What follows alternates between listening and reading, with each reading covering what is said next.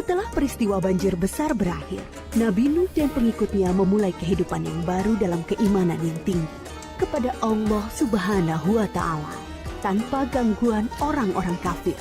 Keturunan mereka kemudian menyebar ke berbagai wilayah yang luas. Ad adalah keturunan Nabi Nuh dan putranya Sam bin Nuh. Keturunan Ad kemudian dikenal sebagai kaum Ad. Kaum Ad bertumbuh tinggi besar, kuat, dan cerdas. Mereka tinggal di daerah dekat Yaman.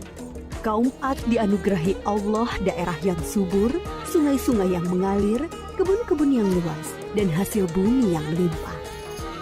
Kaum Ad pandai dalam tata kota dan pemerintahan.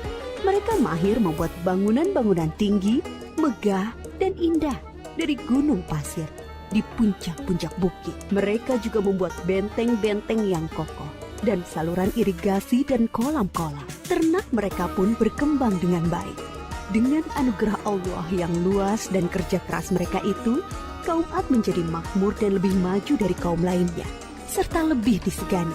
Hal ini membuat mereka sombong dan bermegah-megahan.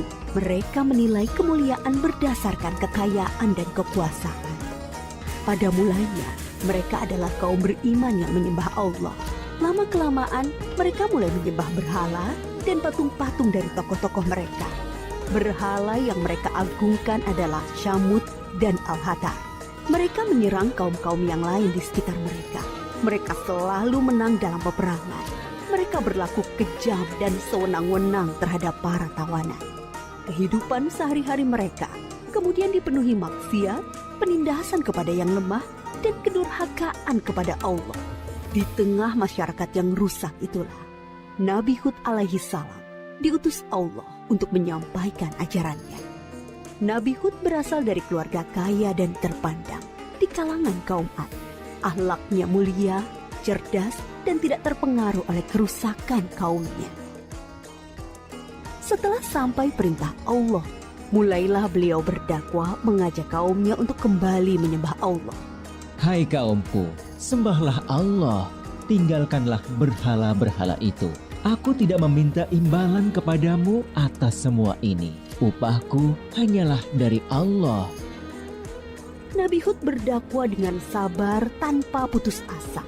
Tak henti-hentinya mengajak kaumnya untuk bertakwa kepada Allah, agar mereka terhindar dari azab Allah, sehingga mereka tidak mengalami nasib yang sama dengan kaum Nabi Nuh. Tetapi kebanyakan kaum Ad tidak mau mengikuti ajakan Nabi Hud. Mereka bersikeras untuk tetap menyembah berhala. Mereka menganggap Nabi Hud lemah akal dan gila. Dengarlah Hud, sembahan-sembahan kami telah mengutukmu sehingga engkau menjadi gila. Ucapanmu ngelantur, kacau. Itu karena kau menghina sembahan-sembahan kami. Kami tidak percaya pada ucapanmu. Datangkanlah azab yang telah engkau ancamkan. Kami tidak takut sedikit pun. Nabi Hud mengadukan kepada Allah atas perlakuan kaumnya. Beliau menyerahkan kepada Allah urusan pembalasan terhadap para pembangkang itu. Kemudian Allah menurunkan musim yang panjang yang membuat sungai-sungai dan sumur-sumur menjadi kering. Tanaman dan binatang ternak banyak yang mati. Kaum Ad dilanda kelaparan dan kehausan yang parah. Keadaan ini berlangsung beberapa tahun. Nabi Hud terus mengajak kaumnya untuk kembali menyembah Allah. Wahai kaumku, mohonlah ampun kepada Allah. Niscaya Dia akan menurunkan hujan yang lebat dan menambah kekuatanmu. Tetapi kebanyakan dari kaum Ad itu tetap pada kesesatannya. Mereka memohon-mohon pada berhala itu untuk segera mengakhiri kemarau dan menurunkan hujan. Mereka tetap tidak mau menyembah Allah. Akhirnya tibalah ketetapan Allah, yaitu azab yang diancamkan kepada mereka. Muncul awan hitam membentang di langit.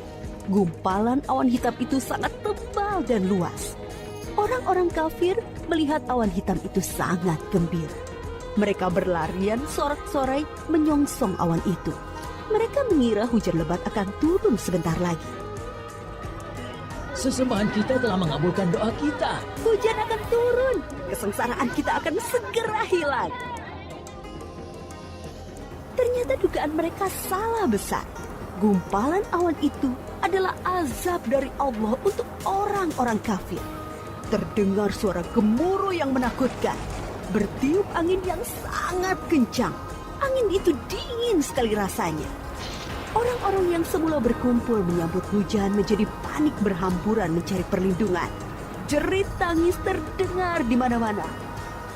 Tolong! Oh, dingin sekali. Ampun! Aku tidak tahan. Tolong! Orang-orang itu putus asa dan menyesal. Tetapi sudah terlambat.